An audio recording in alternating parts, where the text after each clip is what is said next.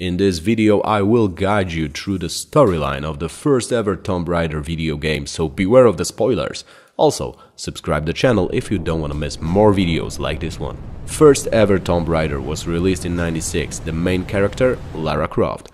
Game starts with a massive explosion in New Mexico that reveals what seems to be a sarcophagus. Meanwhile, Lara Croft is in Calcutta, where she meets Larson Conway, who introduces her to Jacqueline Natla, a rich businesswoman who wants her to go to Peru and find a mystical artifact known as Scion. Next thing you know, Lara is under the top of Qualopec, the ruler of Atlantis. She opens the gate and her guide is being attacked by wolves.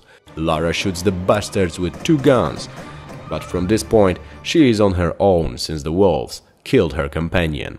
In the top she has to handle bats, wolves and even freaking bears.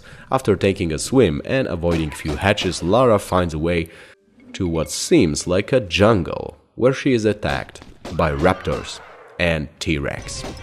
But even that can't stop her from taking what she came for. Lara finds the Scion and escapes the tomb that seems to be collapsing. On her way, she approaches Larson, who tries to kill her, but Lara wins the fight. Defeated Conway reveals what Lara just found is a piece of an artifact, and Natla has sent Pierre Dupont to find other pieces. Lara steps up for the challenge and starts her own expedition. First, she goes to Natla headquarters, where she finds documents with informations about the artifact. She learns that another piece is beneath the ancient monastery of Saint Francis Folly, and that Scion was divided by 3 Atlantis rulers, and it has tremendous powers. Outside the monastery, Lara finds tracks of Pierre's presence. Indeed, he is inside, and Lara must chase him for the artifact. It turns out that to open the main vault, Lara must find keys all over the place, facing wild animals and few traps left by an ancient civilization. Like that was not enough, from time to time her road crosses with Pierre and they have a shootout. Lara finds the tomb of Taihokan, ruler of the Atlantis. She confronts Pierre again and recovers the second piece of Scion. After joining both pieces of the Scion, Lara sees a vision which reveals that the third and final piece of the Scion was hidden in Egypt. After the third Atlantean ruler, the traitor who used the artifact to create a breed of mutants, was captured by Tihocan and Qualopec. Making her way through Egypt, Lara finds the new level of trouble when she has to fight mummies that explode when killed and flying demons that make Peruvian dinosaurs look like house pets. But eventually she discovers the lost city of Camon, kills Larson and recovers the third Scion piece. But outside the tomb, Natla and her bodyguards are waiting for Lara to take the Scion from her. Then she orders to kill Lara, but she escapes, jumping off the cliff to the water. You morons!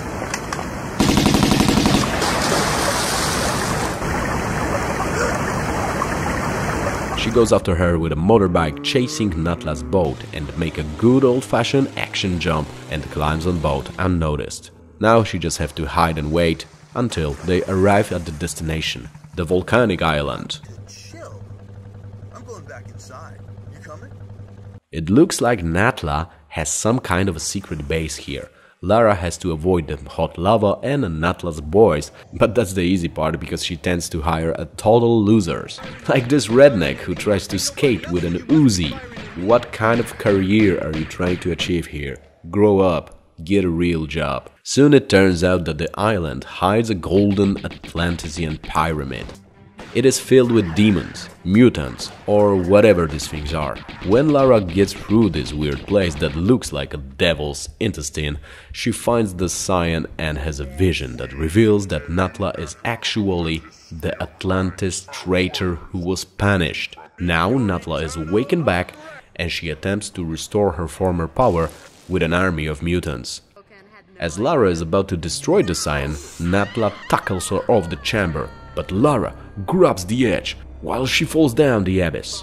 And a huge mutant appears and Lara has to fight him. And this is one of the most disappointing final bosses ever. I mean, maybe he would be a match if he had a pair of legs at least.